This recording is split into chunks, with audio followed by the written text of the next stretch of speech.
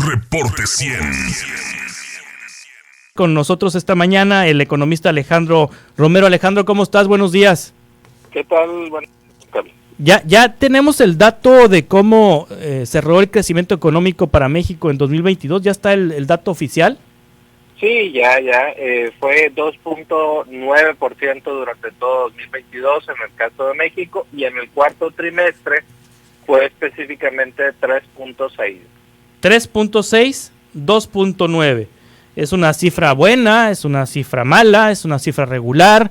¿Es una cifra que se esperaba? ¿Cómo lo catalogas? Mira, yo creo de inicio, la verdad es que antes de finalizar el año, sobre todo a mediados del año, las expectativas eran muy negativas. Se pensaba en un crecimiento que cerraría por debajo del 2%.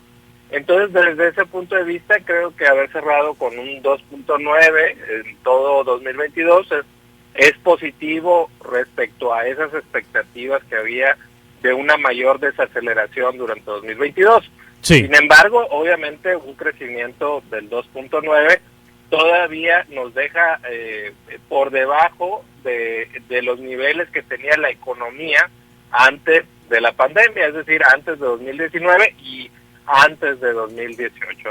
Sí, ¿Estados Unidos ya se tiene la cifra de cómo cerró 2022? Sí, en el caso de Estados Unidos fue un crecimiento total durante 2022 del 2.1%, y el cuarto trimestre lo cerró con un crecimiento cercano al 3%, creo que alrededor de 2.9%. Es decir, creció más la economía de México que la de Estados Unidos. Bueno, los tamaños de las economías son distintos, lo sé, pero en términos porcentuales creció más México que Estados Unidos.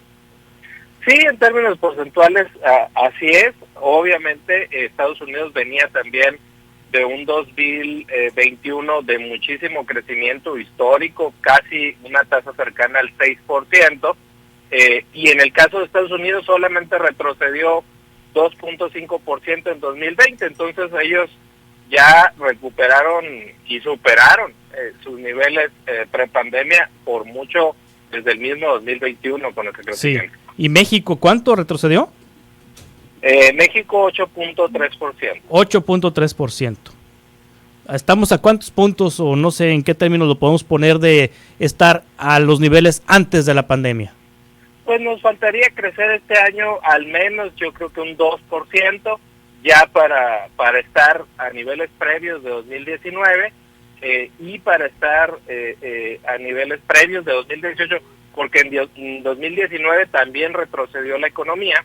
Entonces, para estar a niveles previos de 2018, yo creo que un 2.5, 3% ya nos pondría delante de sus niveles. Sí, el Banco Central de los Estados Unidos subió la tasa de interés otra vez. Alejandro, ¿eso en español qué significa para nosotros en México?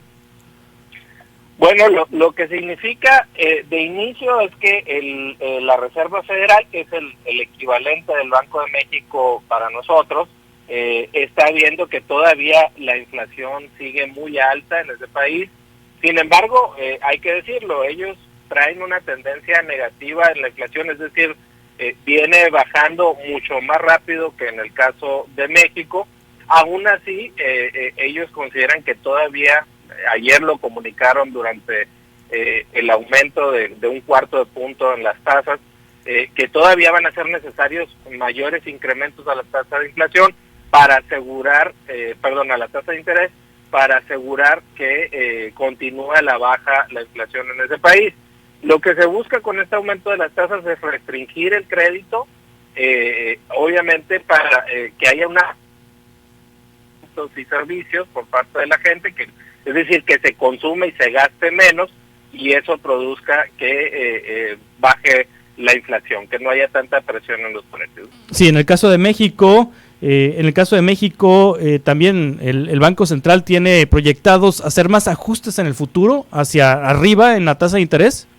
Sí, lo más probable es que en estos días, si no es que esta misma semana, el Banco de México ajuste la tasa de interés, pero yo creo que en el caso de México la va a tener que ajustar mucho más que en el caso de Estados Unidos, es decir, en más de un cuarto de punto, quizás en medio punto, porque en el caso de México llevamos 3 quincenas consecutivas donde la inflación anual viene en aumento, y eso nos dice que la inflación nuevamente está fuera de control, y obviamente va a ser necesario, ahora sí que como se dice en términos futbolísticos, meter más fuerte la pierna acá con las tasas de interés. Sí, las altas tasas de interés o la tasa de referencia que ha definido el Banco de México ya se está reflejando, ya se reflejó en las tasas de interés que te cobran por un crédito hipotecario, en las tasas de interés que te cobran por un crédito automotriz, en las tasas de interés que te cobran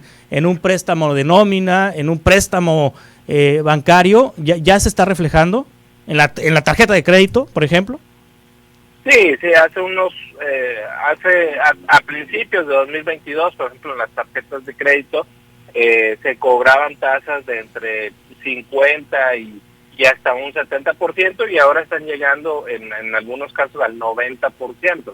Obviamente va a depender de cada banco, de la situación de la competencia y también de cada instrumento, es decir, no van a subir tanto, por ejemplo, en los créditos hipotecarios o en los créditos automotrices. Sobre todo, yo creo que se está notando más en los créditos al consumo, como puede ser los créditos de nómina y las tarjetas de crédito, ¿no? Sí, entonces en crédito automotriz e hipotecario no está resintiéndose. Es una noticia buena para quienes busquen comprar un carro o para quienes busquen comprar una casa. Sí, ahí afortunadamente hay un buen nivel de competitividad en los créditos que se están otorgando en ese sector. No quiere decir que vayan a estar exentos de aumentar las tasas en los próximos meses, pero sí el efecto todavía es un poco más tardado que en los créditos al consumo. Sí. Seguramente ya las tasas altas, digamos, que ha puesto de referencia el Banco de México, se comenzarán a notar más conforme avance el 2023, ¿no? Sí, y si agarras un crédito con tasa alta, ¿ya te amarraste y te pasaste a molar el resto de la vida del crédito?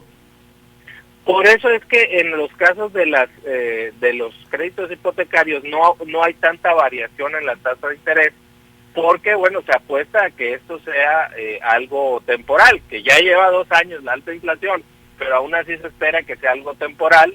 Y estamos hablando de créditos de 20, 25 años, entonces ellos le apuestan más a una tasa fija, moderada, para todos esos años, para no perder clientes, en contraste con una tarjeta de crédito que es algo más de corto plazo, un crédito de corto plazo, y ahí ya aumentan más las tasas de interés las instituciones bancarias. Muy bien, pues te agradezco mucho estos datos, Alejandro Romero. ¿Cómo te seguimos en redes sociales? Sí, en Twitter me pueden encontrar como @AlexRomeroAyala y en Facebook como Alex Romero. Muchas gracias, Alejandro, como siempre. Gracias a ti, Juan Carlos. Hasta pronto. Reporte 100.